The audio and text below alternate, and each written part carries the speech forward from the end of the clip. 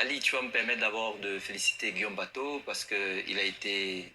c'est prévu, hein, c'est prévu à la fin. Oui, non, je veux quand même le dire parce que c'est très important. Lorsqu'il m'a permis de rencontrer le Premier ministre Pascal Affi-N'Guessan, je lui avais demandé mais pourquoi est-ce que Guillaume, qui a tout ce parcours, n'avait pas de poste. Il m'avait dit, quand ils seront aux affaires correctement, il allait le nommer. Et je voulais dire merci au président Affi-N'Guessan pour la nomination de Guillaume Bateau. C'est une promesse qu'il a tenue. Alors, Arthur est historien. Je croyais que dans la dimension historiciste, il allait revenir sur le fait que j'avais raison en 2020 de dire qu'en 2021, ce serait un miracle. Ça s'est produit en 2021. Et il ne faut pas faire la fine bouche. Tout est à l'honneur du président de la République, Alassane Ouattara, qui est en train de construire... Oui, je l'ai dit, mais il faut le dire il faut le dire fort, on n'a pas entendu le dire. Que le président Ouattara est en train de construire donc, une société démocratique où les gens s'expriment, où les gens vont et viennent correctement. C'est une vraie société démocratique. Désormais, il n'y aura plus de crémation mentale espiègle dans le débat politique. On va donc aller dans la culture politique avec la dimension cognitive. On saura qui fait quoi. La dimension affective, on aimera qui on veut, mais une dimension évaluative. Et c'est justement pour ça que dans les budgets programmes, c'est un peu comme aux États-Unis, les RBB, l'obligation des résultats. C'est-à-dire que vous posez des actes, on vous juge après, on évalue et on vote en fonction de ce que vous avez posé comme acte. C'est tout à l'honneur du président Alassane Ouattara, qui est un leader porteur de sens, comme je dis d'habitude, mais surtout le net plus ultra de la politique africaine. Voilà, ben, en fait, je vais m'arrêter là parce que lui, il est vraiment le champion du monde de la talakou. Je crois que c'est ce qu'ils disent les Ivoiriens, ou je sais pas qu'est-ce qui a inventé ce mot-là. Bonjour à tous, aujourd'hui nous sommes donc le 28 décembre 2021.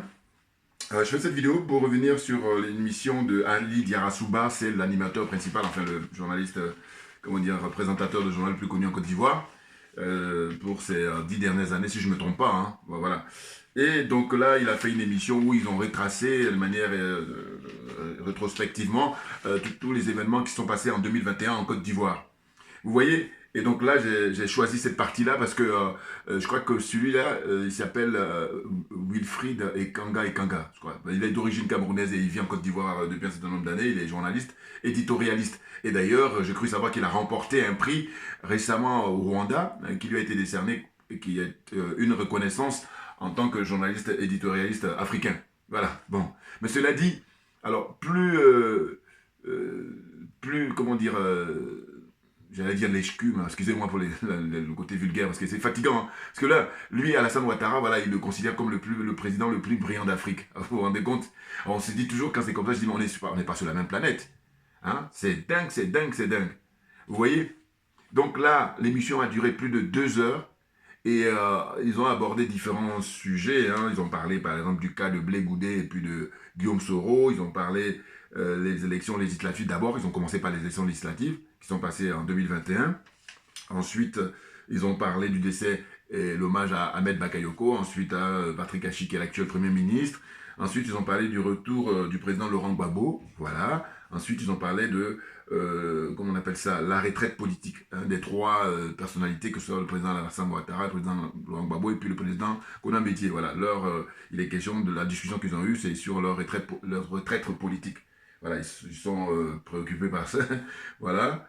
Donc, ils ont évoqué la question de voter une loi. Assalé Tiemoko, là, qui est un journaliste également aussi, patron de presse en Côte d'Ivoire. L'éléphant déchaîné, je crois que c'est son journal. Et puis, il a été élu d'abord maire dans un premier temps, puis là, récemment, il a été élu maintenant député. Bon. Donc, lui, il veut faire voter une loi pour limiter à 75 ans, donc éliminer d'office le président Gbagbo. C'est une loi qu'il veut faire pour le président Gbagbo. Parce qu'en réalité, c'est lui qui est beaucoup plus redouté, et beaucoup moins que M. Henri Konan Bédié. Bon, enfin, bon, bref. Donc, ils ont aussi abordé les questions de l'attaque terroriste et puis la question de leur paillage et tout ça. Ils ont abordé ces différents points-là pour eux récapituler toute l'année 2021. Vous voyez, c'est toujours la marmaille. Hein. Côte d'Ivoire, c'est vraiment le pays de la marmaille politique. Et donc, moi, ce que j'ai souligné quand je les écoute comme ça, je dis, mais à aucun moment, hein, ils parlent de la France. La mainmise de la France hein, sur la Côte d'Ivoire et M. Ouattara comme bon soldat de la France-Afrique. À aucun moment. Vous me direz, une fois qu'il te dit ça, c'est fini, tu es sûr que tu viendras plus à l'émission. Oui, mais alors, il est où la dignité hein? C'est pour ça que je dis, bon, ils font leur malin, mais toujours est-il qu'il y a des limites. Voilà. Les limites, c'est quoi? C'est que nous autres, quand on fait des vidéos, quand ils prennent connaissance, ils feront mieux dans leur fort intérieur de dire oui, le mec, c'est même pas ça, ils savent, hein, ils le savent très bien. Ah oui, parce que je peux comprendre, parce que c'est vrai que moi je suis ici, j'allais dire en Europe, c'est plus facile, c'est vrai. Mais ça n'empêche que moi je critique la France. Alors c'est vrai que c'est pas la même chose et tout, mais ça n'empêche que y a des gens qui vivent ici, enfin là-bas, puis ici aussi, mais qui m'ont fait des salamalek à la France, voilà, matin, midi et soir. Vous comprenez bien la différence aussi, vous voyez? Et par contre, là où c'est énorme, c'est que, alors qu'ils ont abordé pas mal de points, notamment l'histoire de la corruption et tout ça, mais à aucun moment ils ont parlé de la destruction, hein, le fait de détruire les habitations des gens, hein, de manière arbitraire, hein, sans respecter la dignité des gens. Ça, ils n'en parlent pas du tout. Et là, je crois que la démarche de M. Ouattara, un peu copiée sur la France, c'est une fuite en avant. C'est-à-dire que hier, j'ai vu là le procureur de la République, Adou Richard, qui a fait un exposé qui a duré plus d'1 heure, où là, il a d'abord commencé par présenter des images des événements qui ont eu lieu lors des élections en octobre 2020. Donc, quand je dis c'est une fuite en avant, où la meilleure défense, c'est l'attaque, c'est qu'en réalité, il fait ça pour, comment dire, embarrasser l'opposition, notamment le président Alassane Ouattara, le président Konamedé du moins, excusez-moi, puis le président, comment on appelle ça, Laurent Gbagbo, voilà. Il est dans cette démarche-là. Et je dis, quoi qu'on fasse, il faut se montrer honnête à un moment donné. C'est de dire quoi? C'est de dire que, en Côte d'Ivoire, il faut prendre l'exemple sur le Mali. Vous voyez? Là, au Mali, ils sont en train de faire quelque chose d'énorme, c'est de dire que ils vont... enfin, ils ont commencé d'ailleurs le lundi, là. Hein. Ils ont commencé une discussion entre Maliens. Hein, pour faire le point et dire qu'est-ce qui va, qu'est-ce qui ne va pas. Et puis rédiger après une base qui va servir pour aider à consolider les dispositions de la nouvelle constitution au Mali. C'est énorme. Et eux, par contre, ils n'ont même pas connu la guerre qu'il y a eu en Côte d'Ivoire. Eux, ils ont simplement été victimes des agressions de la France à travers les histoires des djihadistes là. Les choses sont claires pour moi, hein, pas tourner autour du pot. Voilà, à la différence des Wilfried, des Kanga là. Alors que les mecs sont bardés de diplômes, tout ce que vous voulez et tout, mais c'est là. Bon, je comprends, ils sont sur place, mais dans ce cas, il faut pas faire trop le malin. Voilà, c'est ça qui me dérange, moi. Ce que je dis.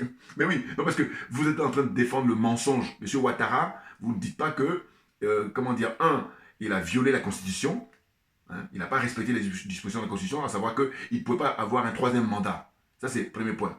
Et deuxième point, ils sont en train d'expliquer que oui, finalement, c'est lui avec le RHDP qui ont pu gagner beaucoup de sièges, la majorité à l'Assemblée, patati patata, etc., etc.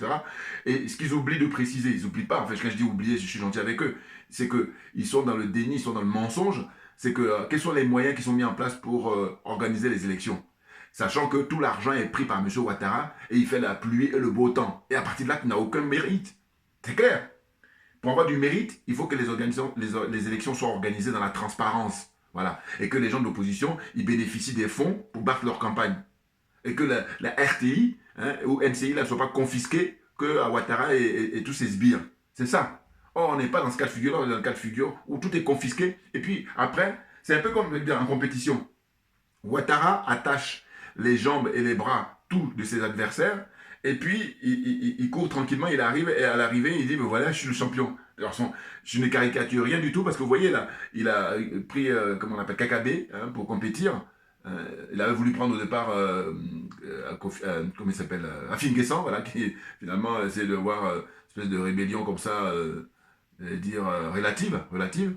Et puis, c'est finalement KKB qui, cupide qu'il est, hein, idiot qu'il est, voilà, le mec, il a rêvé d'être ministre, donc ça y est, il est arrivé, ministre, j'allais dire, j'ai envie de même dire sans portefeuille, parce que le mec, on dit qu'il est ministre de la réconciliation, et là, il est désigné depuis plus d'1 an, et il n'y a rien, voilà. Donc là, il lui bouffe l'argent, tranquille, mais il n'est pas le seul, hein, malheureusement. Donc j'ai dit que on est dans cette situation-là où il n'y a aucune transparence, il y a le clientélisme à fond la caisse, hein, tout le monde est corrompu, enfin on arrive à corrompre pas mal de gens, du coup, l'électeur, qu'est-ce qu'il a comme recul? Aucune liberté. Voyez, sachant que là, pour le coup, on peut même dire qu'on est dans une situation d'une démocratie qui est juste une escroquerie pure. Voyez, quand je dis souvent que la France est disqualifiée, mais donc en même temps, les pays africains, ils sont comme ils sont en dessous, c'est même pas la peine. Je dis souvent que la France est disqualifiée, mais les pays africains, il faut trouver un autre mot. Parce que c'est encore plus fort. Ben oui, parce que je dis à la France que les basiques n'y sont pas. Alors eux, je ne sais même pas si on veut parler de basiques, il n'y a rien du tout. Voilà. On fait le malin, mais il n'y a rien. Et là, ces gens-là qui sont pourtant, des gens qui ont des diplômes, hein, qui sont très qualifiés. Leur problème, c'est le fait qu'ils se trouvent dans une configuration où ils sont obligés de soutenir M. Ouattara. Et donc, ils soutiennent le mensonge. Et je me dis, bon, c'est tant mieux pour eux s'ils arrivent à dormir la nuit. Ah oui, parce que c'est une question de conscience. Hein. Ah oui. Maintenant, c'est vrai que très souvent, ceux qui sont matérialistes, eux, ils n'en ont rien à foutre, ils sont sans état d'âme. Il n'y a pas de problème avec ça, ils n'ont pas de problème avec ça. C'est nous autres qui sommes dans une démarche d'honnêteté que ça peut perturber, mais autrement, eux, non, pas de problème. Maintenant, quand le moment va arriver où on va essayer de les démasquer, eh bien, pareil, les mêmes. Parce que le Kanga, là, qui est d'origine camerounaise, qui est éditorialiste en Côte d'Ivoire, lui, je suis sûr que demain, si M. Gbagbo devait revenir au pouvoir, eh bien, il va faire toujours les mêmes atalakou. Donc, finalement, aucune personnalité, aucune conscience politique. Là, les choses sont claires. Alors qu'ils se veulent être des éditorialistes politiques, hein, mais ils n'ont aucune conscience. Ils sont beaucoup plus dans la conscience de la cupidité, la conscience de l'atalakou, c'est-à-dire juste vanter le nom de Ouattara parce qu'aujourd'hui, c'est lui qui a, comment on appelle ça, le vent en poupe. Hein, c'est lui qui est soutenu par les Français. Et genre, je le disais, qu'à aucun moment dans leur discussion, de toute façon, il ne peut pas attaquer M. Ouattara, donc encore moins la France. Vous voyez. Et puis, quelque chose que je ne dois pas oublier de préciser aussi, c'est, regardez les tenues qu'ils portent. Ils sont tous en nœud papillon. Bon, je note que sur les émissions, habituellement, il y en a qui vont s'habiller en tenue africaine, ça c'est très bien. Mais là où je les interpelle, ou en tout cas je rigole, c'est le fait de dire, mais regardez, c'est l'aliénation. On y est, hein. C'est pourquoi je vous parle toujours du degré. Voilà. Pourquoi? Mais parce que je dis, écoutez, nous on est en train de se battre pour justement s'émanciper. Mais à tout point de vue, c'est-à-dire sur le plan culturel, hein, sur le plan linguistique, sur le plan économique, sur le plan militaire et politique, tout ce que vous voulez. Et puis eux là, cette tenue-là, c'est occidental, je suis désolé. Oui, là ce que je porte là, voilà, ça ressemble à l'Afrique, c'est authentique. Vous comprenez? Donc je dis que pour le 31, ils ont été obligés, voilà, ça je crois. Pourquoi? Parce que les autres fois, ils s'habillaient en tenue africaine, voilà. Donc je dis que là, ils auraient dû porter la tenue africaine, ou si c'est pas à 100%, mais au moins que sur, je sais pas, ils étaient combien sur le plateau là, je sais pas s'ils sont 6 ou 7, eh ben qu'il y ait au moins moitié-moitié, par exemple. Là, on essaie d'être dans le pire des cas, enfin, ou le meilleur des cas. En tous les cas, je veux dire que tous portent un œil papillon, mais là, je veux dire qu'on est en 2021, le 21e siècle, les mecs sont toujours aliénés. Pourquoi? Parce que le fait d'être habillé comme ça, pour eux, voilà, ça a de la prestance, ça a de la, voilà. Alors que je dis, vous êtes ringard. Ah, c'est clair pour moi. Hein. Là, c'est parce que, je dis, putain, quand j'y pense, avec l'âge, je dis, mais heureusement que j'ai passé le cap. Mais oui, parce que moi, c'était dans les années 80-90. Voilà. Mais là, alors comme je dis souvent, je dis, il vaut mieux tard que jamais. Et puis, il faut aussi reconnaître, voilà. Alors qu'il y en a d'autres qui sont tellement malhonnêtes que voilà, ils vont faire le déni, ils vont faire la fuite en avant et voilà. Et là, comme j'ai dit même encore à la fin, qu'ils sont irrécupérables, certains. Mais oui, hein, vous voyez, un nœud papillon là, franchement, je fais le pari qu'ils ont été obligés, voilà. Alors que si on leur laissait libre en disant, bon voilà, chacun, comme d'habitude d'ailleurs, d'habitude quand ils viennent, j'ose espérer qu'on ne leur dit pas, bon mais toi aujourd'hui porte la tenue africaine, machin, non. Donc ils portent suivant leur envie, leur humeur et tout ce que vous voulez. Or là pour l'émission là qui est consacrée faire comment on appelle le bilan sur l'année 2021, eh ben on a dit tout le monde en nœud pape, voilà. Donc ils sont là comme des pingouins, si j'ose dire, ringards surtout, c'est clair, n'importe quoi. Mais ça c'est la Côte d'Ivoire, hein. Mais c'est ceux qui croient qu'ils sont plus royalistes que le roi, voilà. Alors que juste à côté, le Mali, hein, au nord de la Côte d'Ivoire, ils sont en train de s'émanciper à fond la caisse, à une vitesse accélérée. Alors qu'ils ont beaucoup moins de moyens, normalement, les Maliens. Quand je dis moyens, je veux dire que pas sur leur sous-sol. Le sous-sol est très, très riche. C'est même pour ça que les Français, ils veulent rien savoir quand ils disent aujourd'hui je m'en vais, et puis demain ils disent non, je reste. Après demain ils disent je m'en vais, l'autre sur le lendemain il dit non, je reste. Donc voilà, ils sont là comme ça, mais bon, ils sont sans foi ni loi. Donc à ce niveau-là, si on a compris, on n'est pas surpris. Vous voyez? Donc je dis que le moment est venu, hein, de penser panafricain et non pas dire moi je suis ivoirien. Ça c'est vraiment j'allais dire l'aliénation du Fauboigny qui se perpétue. Et oui, parce que lui à l'époque, quand les gens de sa génération ont dit bon, on va essayer de se détacher de l'Occident, de la France en particulier, il a dit non, on va rester avec eux parce qu'on ne sait pas grand chose, ils vont nous apprendre. Oui, mais sur combien de temps? Parce que le problème, c'est que tu avais limité sur une période bien précise en disant bon pour 10 ans ou 15 ans, à la rigueur. Mais là c'est à vitam. Hein, c'est pour l'éternité. Ah ben oui, sinon on n'aurait pas des milliers de morts en Côte d'Ivoire, des exilés. Hein, et puis c'est quelque chose qui s'est perpétue. Les bases militaires, là, à l'époque où Fauboigny même, la superficie qu'il a donnée était, comment dire, une mesure, j'allais dire, normale, alors qu'avec Alassane Ouattara, qui est son succès, enfin, qui se veut être son héritier politique, eh ben lui, carrément, il donne mais vraiment tout port-boué, là. Hein, et on casse les maisons des pauvres gens. Et puis, ils n'en parlent pas, eux.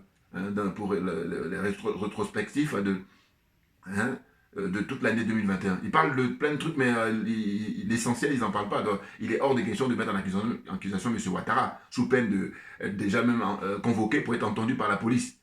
Si ce n'est pas être détenu là-bas à la MACA, hein, la maison d'arrêt de correction à Abidjan. Vous voyez? Donc c'est n'importe quoi. Et je me dis, autant je critique Afrique Média, mais très franchement, ils sont très en avance. La critique que je leur apporte souvent, c'est de dire que eux, sous prétexte que c'est financé par Paul Biya, c'est financé à l'époque par Idriss Déby ou par le président Obiang de, comment on appelle ça, Guinée équatoriale, et bien, comme ils reçoivent de l'argent de ces gens-là, ils vont estimer que ces gens-là sont, des panafricains. Alors que non, du tout. Parce que je dis, un vrai panafricain, on a les exemples de Thomas Sankara, on a les exemples de Modibo Keïta, on a les exemples d'Ahmed Sékou Touré, on a les exemples de, le colonel Kadhafi, hein. Voilà, parce qu'il a financé beaucoup de gens, beaucoup de projets en Afrique. Or, ceux-là même qu'on nous dit qu'ils sont, les panafricains, tel un Paul Biya, qu'est-ce qu'il fait pour les Camerounais? Au contraire, il a participé à la pauvreté à tout point de vue du peuple camerounais, sur le plan intellectuel, sur le plan économique, sur le plan militaire, sur le plan politique, à tout point de vue. Hein, le mec, il dort en Suisse. Lui, c'est le président. L'histoire, c'est ce que l'histoire va retenir de Paul Biya, en fait. De tous les présidents africains, c'était celui qui a le plus passé de temps en Europe. Hein, parce qu'il a peur de son peuple. Complexé qu'il est. Il a peur du peuple, Paul Biya. C'est clair. Alors que très souvent, vous allez observer justement ceux qui ont été assassinés par la France, ou qui ont été empoisonnés, tout ce que vous voulez. Je pense à Ahmed Sékou Touré en l'occurrence. Eh bien, il n'avait pas peur de son peuple, il s'est lui-même conduit sa voiture. Vous avez des images là sur Internet. Vous tapez Ahmed Sékou Touré, vous allez voir. Hein, tranquille. Il sortait son mouchoir blanc pour que quand il arrive, on sait que c'est lui. Voilà. Alors que là, Biya et compagnie, ils sont là, ils font croire qu'ils sont indépendants ou je ne sais quoi. Mais je dis, mais si tu dis que tu es indépendant, tu sors du franc CFA. Si tu dis que tu es indépendant, tu coupes les liens avec la France. Voilà. Et quand je dis on coupe les liens avec la France, je dis qu'il y a besoin de couper pendant 10-15 ans. Minimum, hein. On peut aller plus, mais il ne faut pas être en dessous de ça. Parce qu'on a besoin comme ça de se retrouver. Parce qu'ils nous ont tellement perturbés. Donc il faut couper pendant 10-15 ans au minimum, et puis après, on verra. On va faire le bilan, et puis on va savoir si on va revenir ou pas. Voilà. Et qu'on ait le libre choix. Et non pas là, dans une relation où ce sont eux seulement qui sont les gagnants. Vous voyez? N'importe quoi. Donc là, j'ai tenu à faire cette vidéo. Hein, je vous dis pour évoquer toujours la politique, la marmaille de la politique en Côte d'Ivoire, où M. Ouattara, son intention, c'est de mourir au pouvoir. Les choses sont claires pour moi. À mon petit niveau, hein, vous voyez. Ou alors, j'allais dire, à la rigueur, mourir au pouvoir, c'est dans le meilleur des cas pour lui. Dans le pire des cas, pour lui encore, ce serait quelqu'un de son bord, voilà, qu'il aurait choisi, à qui il a une confiance entière. Là, apparemment, pour l'instant, ce serait son fils, là, dont on nous dit tantôt c'est son frère, tantôt c'est son fils. Bon, allez savoir. Ce qui est sûr, il y a un lien très fort. Moi, je serais penchant pour dire que c'est son fils, c'est clair, parce que, voilà.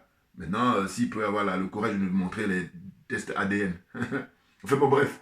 Je crois que de toute façon, le fait de le placer, mais quand il le place comme ça, quand il le met comme aujourd'hui ministre de la Défense, c'est simplement qu'il suit la continuité des gens comme Houphouët-Boigny, des gens comme Oumar Bongo, des gens comme Eyad Dema, sur le conseil avisé des Français. Ah oui, eux, pour nous embrouiller, pour nous diviser. Or, ce jeu-là, c'est un jeu qui est basique. Voilà.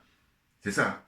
Donc, au final, on s'est dit, bon, ces gens-là, avec toutes les études qu'ils ont fait, les années qu'ils ont passées sur les bancs, hein, à étudier à l'ENA, à étudier à Normal Sup, à étudier à l'école de journalisme, à Sciences Po, qu'est-ce qu'il y a encore les écoles de commerce, hein, il y en a qui ont fait des longues études là, et bien, résultat des courses, ils sont là. Finalement, ce qui est important pour eux, c'est la cupidité, c'est s'acheter une grosse bagnole, hein, c'est venir ici, voilà, alors qu'ils devraient plutôt se préoccuper sur le fait que, bon, on ne va pas venir ici indéfiniment, pourquoi on ne fait pas ça chez nous là-bas? Et d'autant qu'il y a d'autres pays qui s'efforcent à le faire. On peut le faire, il faut simplement qu'on le veuille. Or là, la servitude volontaire est tellement ancrée qu'on ne fait même pas d'effort. Et même on jette l'éponge, on est dans le fatalisme. Maintenant, je dis, bon, nous autres qui avons la force de mener le combat, foutez-nous la paix. C'est ça mon problème avec eux. Je dis, mais vous n'avez pas la force. Bon, mais allez-y vous coucher. Hein, voilà, parce que vous avez décidé de vous coucher. Mais nous, on a décidé de nous mettre debout. Voilà. Hein, on a décidé de ne pas la jouer horizontale, mais verticale. Droit dans nos bottes. Parce qu'on dit qu'on est légitime pour défendre les intérêts de l'Afrique, comme tous les autres, les Chinois défendent leurs intérêts, les Américains défendent le leur, hein, les Allemands défendent le leur, les Anglais, ainsi de suite, les Français, ainsi de suite. Encore que la France, bon, vous voyez, le peuple français, il est emprisonné lui-même. Ouais. Donc voilà, c'est ce que je voulais dire aujourd'hui pour cette vidéo concernant, je vous dis, récapitulatif de l'année 2021, ce qui s'est passé en Côte d'Ivoire. Bon, évidemment, je n'ai pas tout abordé, mais eux, ils m'intéressaient parce que je me suis dit, toujours pareil, ils font le malin là, hein, et puis finalement, les gens qui le suivent en Côte d'Ivoire, ou même dans certains pays frontaliers, hein, je veux dire, voilà, avec l'influence de la Côte d'Ivoire, parce que dans la sous-région, c'est le pays qui est un peu plus avancé, sauf que moi, j'ai dit, je ne mange pas de ce pain-là, parce que je dis, si le président Houphouët-Boigny avait fait le même jeu que Ahmed Sékou Touré, aujourd'hui, on aurait le métro, on aurait tout, hein, on n'aurait pas besoin de venir ici. Que quelqu'un me dise le contraire de ce que je suis en train de dire là. Voilà. Et le pire, c'est même pas ça. C'est que lui, on va dire à la rigueur qu'il a fait ce qu'il peut. Le pire, c'est que ça continue avec Alassane Ouattara. C'est ça le pire. Eh oui. Parce qu'à un moment donné, si on trouve la fin, si on arrive à la fin, bon, on se dit ouf, alors on passe à autre chose. Or là, on a quelqu'un qui est même pire qu'Oufoué. Lui, il est pire qu'Oufoué. Je vous dis que, toujours ce que je rappelle, je dis que quand les Français lui disent, monsieur, amenez-nous un casier de bière, il dit non, je vais vous envoyer toute la brasserie. C'est quoi le prix à payer? Ben, je coupe la tête du petit Kofi, et puis là, je m'installe pour un 3e mandat. Et puis là, ils sont là, l'autre il fait la Atalakou, là, le journaliste camerounais, là, hein, et pour dire que ouais, Alassane Ouattara, c'est le meilleur président, tout ce qu'il fait, vraiment, c'est... Non, mais là, en tout cas, c'est comme ça, je dis, à un moment donné, on prend le nez de clone, on lui met sur le nez, puis on va continuer à parler. Là, maintenant, là, tu deviens crédible. Bouya! Merci à vous pour votre attention, et puis à très bientôt. Merci bien. On lâche rien, parce qu'on est dans cette situation-là où on se bat contre ça. Comme vous le savez, très bien. Hein, vous le savez très bien, c'est ça. Hein, partagez au maximum mes vidéos, et puis mettez des pouces. Voilà, merci beaucoup pour votre attention. À très bientôt.